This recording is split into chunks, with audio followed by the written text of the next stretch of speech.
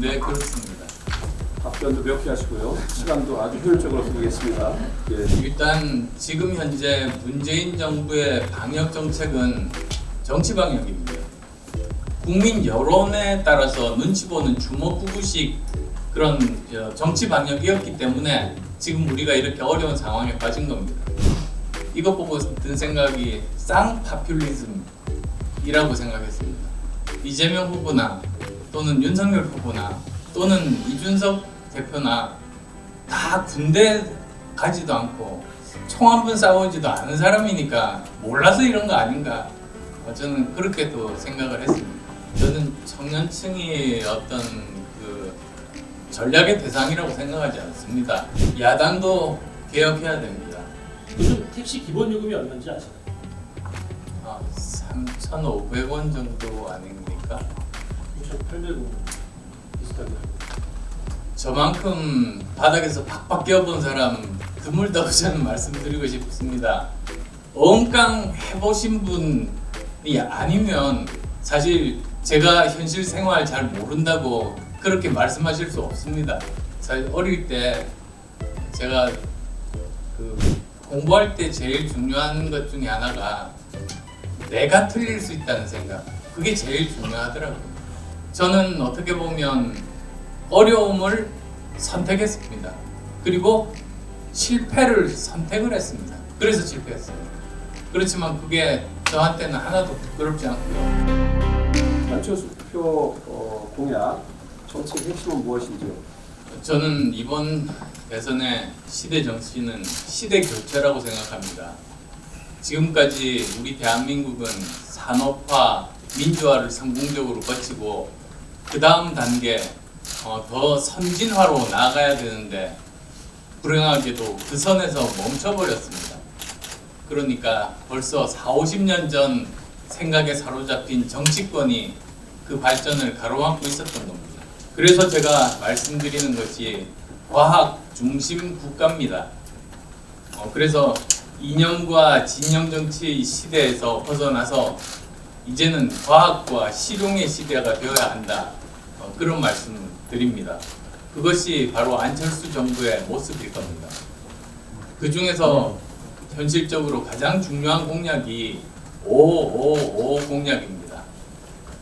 세계 최고의 기술, 초격차 기술 5개를 확보하면 5개의 삼성전자급 글로벌 기업을 우리가 보유할 수 있고, 그리고 우리는 5대 경제 강국에 들 수 있다.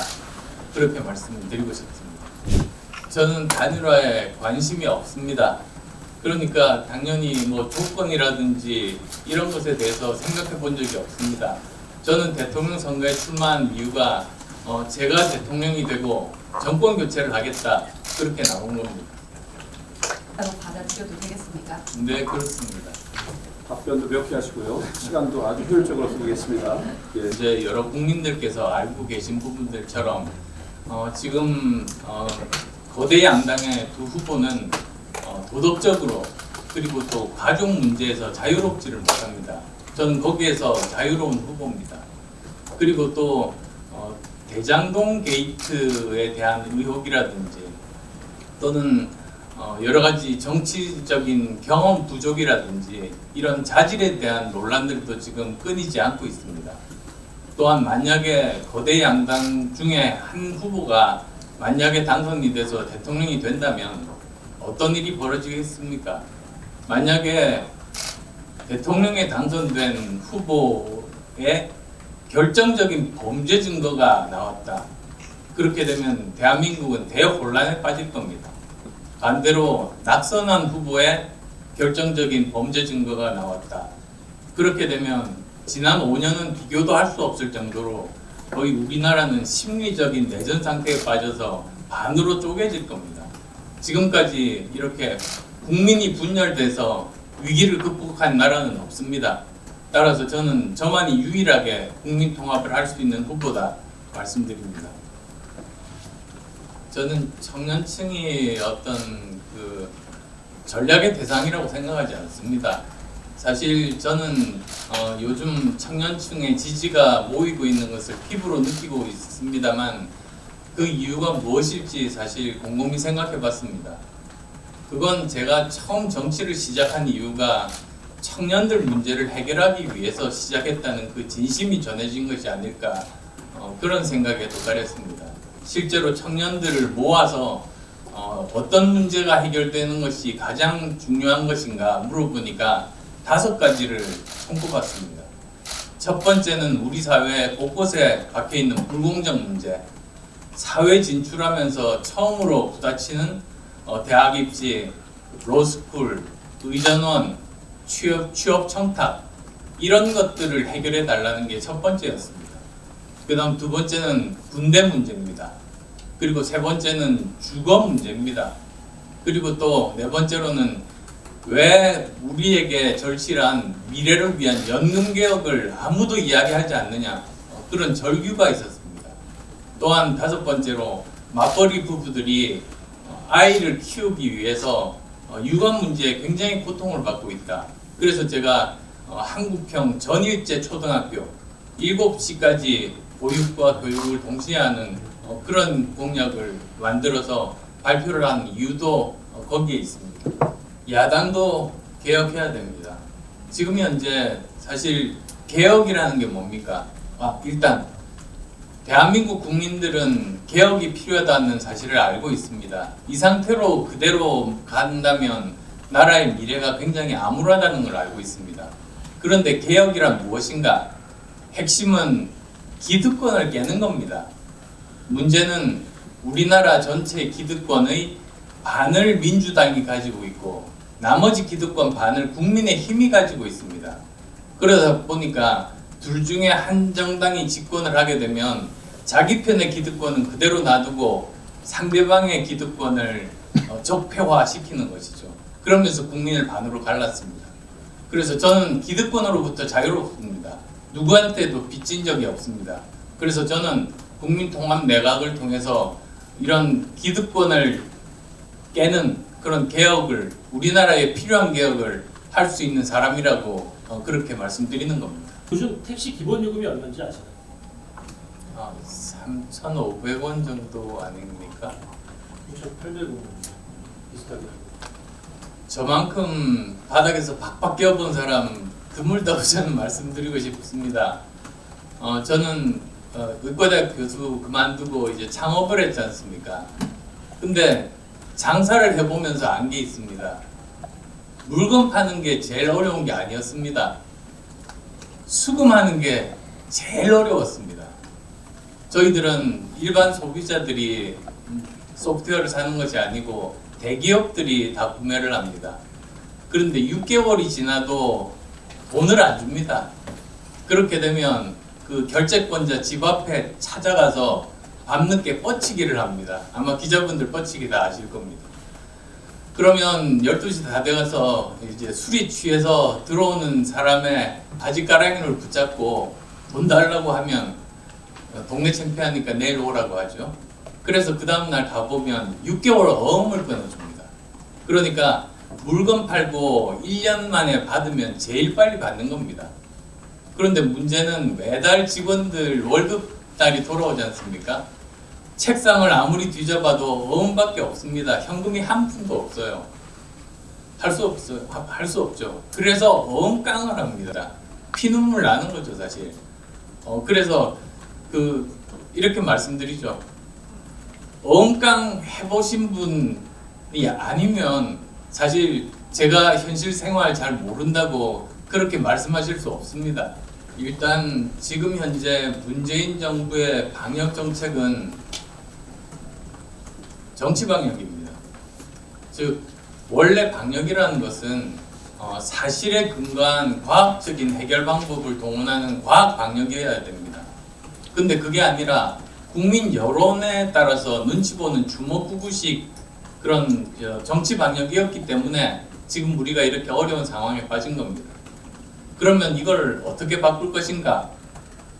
저는 안철수 정부가 된다면 세계에서 어느 나라보다 더 빨리 이 코로나19를 적으로 어떻게 가장 잘 코로나19 유행을 막아내실?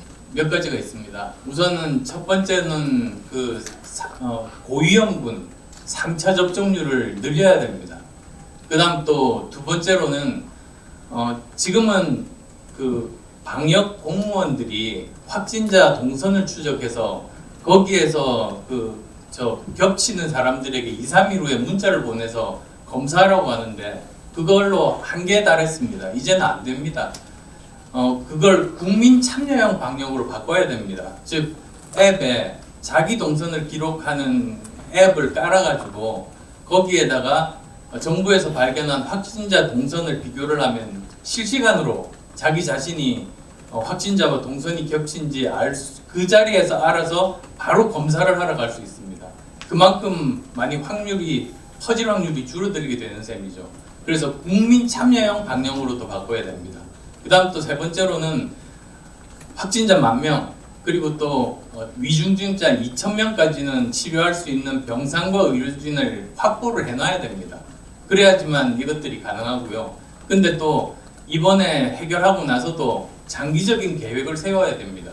지금 현재 병장 월급을 200만 원을 준다고 이재명 후보도 그리고 또 윤석열 후보도 이야기를 했습니다. 이것 보고 든 생각이 쌍파퓰리즘이라고 생각했습니다.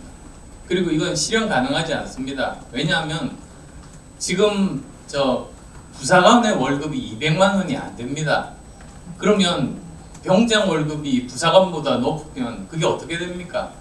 그러면 또 거기에 따라서 부사관 월급도 높이고 장교 월급도 높이고 장군 월급도 높이고 그런 것에 대해서 입장을 밝혀야 되는데 저는 그건 굉장히 불가능하다고 생각하고요. 왜 이런 생각을 했을까 생각해 보니까 이재명 후보나 또는 윤석열 후보나 또는 이준석 대표나 다 군대 가지도 않고 총 한 번 싸우지도 않은 사람이니까 몰라서 이런 거 아닌가 저는 그렇게 또 생각을 했습니다. 사실 어릴 때 제가 그 병아리가 이제 알에서 부화한다고 그걸 어떻게 듣고는 메추리알을 이렇게 품고 잔 적이 있습니다. 근데 결국은 몸부림쳐서 다 깨졌는데요. 근데 사실 나중에 보니까 에디슨이 그랬더라고요. 그러면 사실은 에디슨이 왜 알을 품었을까요? 그리고 또 그러면 에디슨이 유연하지 않았던 걸까요? 그건 아니지 않습니까? 사실 그건 사실 일종의 여러 가지 탐구심, 호기심의 저는 표현이라고 저는 그렇게 생각하고요. 그게 지금도 사실 남아 있습니다. 지금도 계속 열심히 공부하고 또 공부하는 이유가 그래서입니다. 그리고 공부할 때 제일 중요한 것 중에 하나가 내가 틀릴 수 있다는 생각. 그게 제일 중요하더라고요. 머리가 말랑말랑해야 새로운 것들이 흡수가 되는 것이지 딱딱하게 굳어져서 심지어는 완전히 돌판에다가 글을 새긴 것처럼 생각이 굳어지면 더 이상 학습도 되지 않고 생각도 바뀌지 않습니다. 근데 고집이라기보다 저는 신념이라고 저는 말씀드리고 싶습니다. 저는 어떻게 보면 어려움을 선택했습니다. 그리고 실패를 선택을 했습니다. 그래서 실패했습니다. 그렇지만 그게 저한테는 하나도 부끄럽지 않고요. 중요한 것은 지금도 현재 진행형이라는 겁니다. 그리고 저는 이번 대선에서 반드시 승리해서 그 결과를 보여드리겠습니다. 예, 후보의 결의에 대해서 공감하고요.